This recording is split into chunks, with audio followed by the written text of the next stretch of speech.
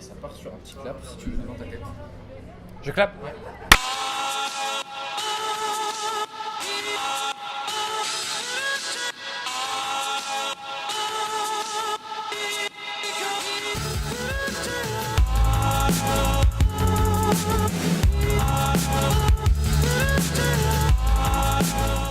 Écrire, tu vois, une sorte de livre, un petit manifeste, déjà, ça permet de poser sa réflexion, ses idées, ce qu'on a pu vivre, expérimenter, voir, puis concevoir ensuite pendant 3 années de lycée, d'engagement. Et déjà, donc, c'est un moyen soi-même de mettre par écrit et de structurer tout ce qu'on a pu connaître. Et puis, du coup, les propositions ensuite qu'on vient formuler pour résoudre des problèmes auxquels on a été confronté. C'est aussi un moyen du coup de diffuser plein de propositions, un projet d'éducation aux autres qui peuvent le lire, qui peuvent en parler. Et puis c'est là aussi du coup d'une certaine manière l'occasion de véhiculer, de propager, de diffuser toutes ces belles idées qu'on défend. Donc à la fois c'est avoir un regard sur ce qu'on a fait, tourner vers le passé et raconter ce qu'on a vécu, et se tourner en même temps vers l'avenir pour qu'on puisse se dire que chacun s'approprie ses propositions et vienne à les défendre et à se faire un peu ambassadeur du lycée modulaire, du projet éducatif progressiste qu'on défend.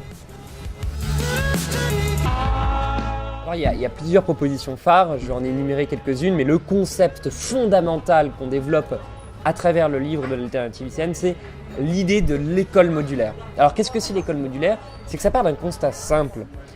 L'école aujourd'hui, elle va plutôt broyer les élèves et venir en dégoûter. Ce qui est étonnant parce que à l'origine étymologique du mot école, c'est scoler. Et scoler, ça veut dire loisir. Nous, on dit qu'il faut développer une école où les élèves pourraient co-construire leur emploi du temps de moitié, choisir les matières et pas se retrouver enfermés dans une filière définitivement comme si c'était un point de non-retour. Et l'idée donc du lycée modulaire, c'est qu'il y a certes ce penchant où les élèves vont co-construire l'emploi du temps l'après-midi par exemple, mais il y a aussi un tronc commun d'une quinzaine d'heures où tous les matins, peu importe les modules que vous choisissez l'après-midi, donc les disciplines qui viennent spécialiser votre parcours scolaire, vous êtes ensemble.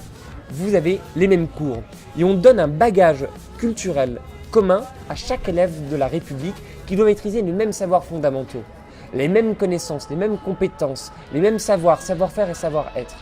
Et là-dessus, c'est indispensable si on veut redonner la mission fondamentale égalitaire de l'école, qui est de donner à chacun les clés de compréhension du monde dans lequel on vit et d'imagination dans lequel on pourrait vivre.